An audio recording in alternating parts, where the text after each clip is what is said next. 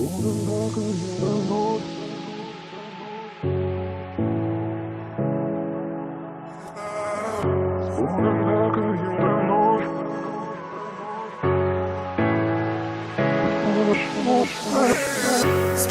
dacă între noi iubire, spune-mi dacă a rămas ceva nespus. Spune-mi dacă ți-a lipsit o știre, nu există lacrimi ce se varsă în plus.